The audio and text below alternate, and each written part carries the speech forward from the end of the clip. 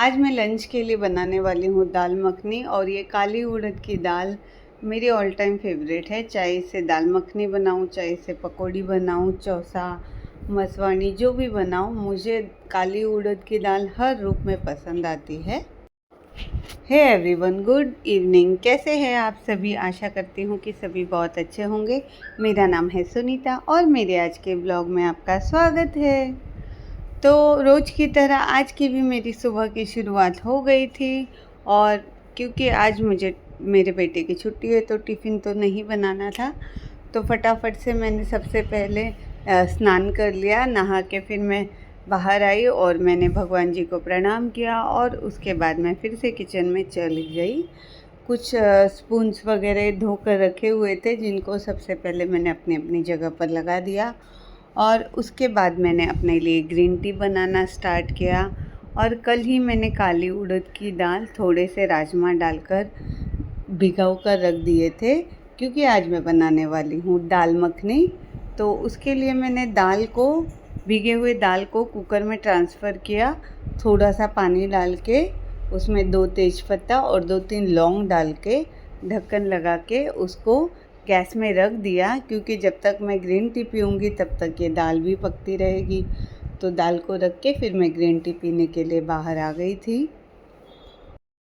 और green tea पीने तक 4-5 सीटी हो गई थी। गैस भी बंद कर लिया था, दाल पक गए थे।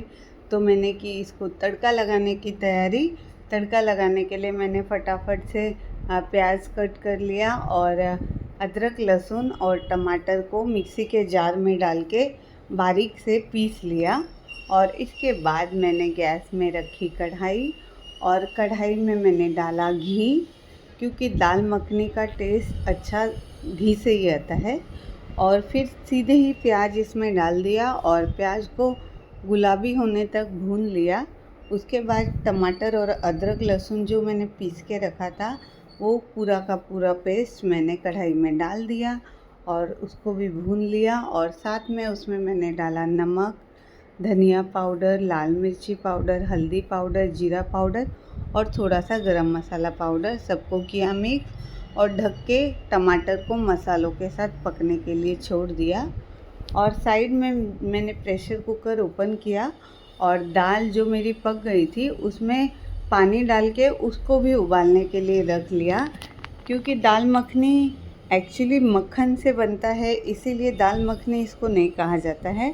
दाल को इस तरीके से पक जाना चाहिए कि ये बटर की तरह लगे, मेल्टिंग इन माउथ। तो इसकी वजह से इस दाल को दाल मखनी कहा जाता है। तो जब तक मेरे मसाले पक रहे थे, साइड में प्रेशर कुकर में दाल भी और स्लो गैस में मैंने पकने के लिए छोड़ दी थी।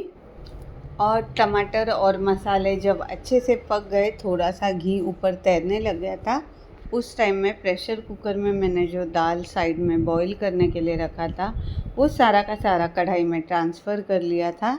कढ़ाई में ट्रांसफ़र करने के बाद थोड़ा सा पानी और डाल दिया था प्रेशर कुकर को मतलब छला के। और क्योंकि इसको बहुत देर तक उबालना है, जब तक ये घुल ना जाए तब तक इस दाल को पकाना है, ताकि इसका मक्खन की तरह टेक्सचर आ जाए। तो इसीलिए पानी थोड़ा सा एक्स्ट्रा रखा है। और सब कुछ उबाल आ गया था जब दाल में, गैस को स्लो करके फिर मैं अपने दूसरे काम करने लग गई थी, क्योंकि लगभग इसमें आधा से पौना घंटा लगने वाला है इस दाल को। तो तब तक मैंने पोछा लगा लिया। सबसे पहले मैंने बेडरूम में पोछा लगाया था। मेरा बेटा स्टडी कर रहा था, इसलिए वहाँ का शूट नहीं किया मैंने। और फिर मैंने किचन में पोछा लगाया और उसके बाद हॉल में बहुत अच्छे से पोछा लगा लिया। और फिर बालकनी को भी अच्छे से धो लिया था। बालकनी को धोने के बाद फिर मैंने हाथ अच्छे से धो लिए और फिर से मैं किचन में आ गई थी। और स्पून की मदद से थोड़ा सा मैंने दाल को घोट लिया, हल्का हल्का सा, ताकि ये जल्दी से सॉफ़्ट हो जाए। और काफ़ी देर तक और पका लिया। और उसके बाद मैंने इसमें अमूल बटर डाल दिया, क्योंकि ऑफ़ कोर्स दाल मखनी है तो अमूल बटर तो बनता ही है। बटर डालने के बाद मैंने इसको बटर के मेल्ट होने तक मिक्स किया। और उसके बाद मैंने इसमें कसूरी मेथी डाल दिया खूब सारा। खूब सारा कसूरी मेथी डालने के बाद इसको मिक्स कर दिया और अच्छे से दाल पक गई थी, काफ़ी क्रीमी टेक्सचर इसका आ गया था। और मेरे पास फ्रेश क्रीम तो नहीं था पर मलाई थी, तो मैंने 1 चम्मच मलाई भी इसमें डाल के मिक्स कर लिया था।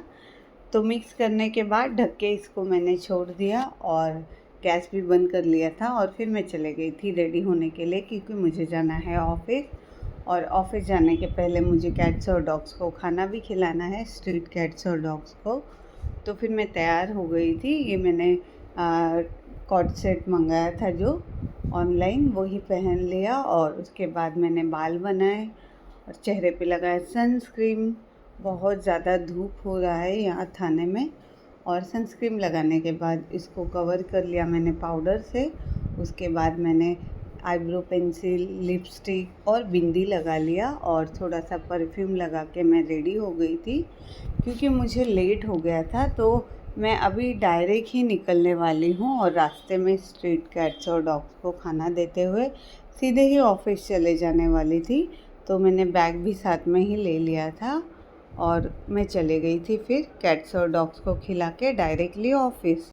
और फिर 2 बजे मैं दिन में खाना खाने के लिए घर पे आई लंच टाइम में, और मैंने अपने लिए प्लेट लगाई। सबसे पहले तो मैंने दाल मखनी को अच्छे से गरम कर लिया था और फिर मैंने अपनी थाली में बहुत सारा राइस ले लिया, क्योंकि मुझे लगी थी ज़ोरों की भूख, क्योंकि आज ब्रेकफास्ट भी स्किप किया था।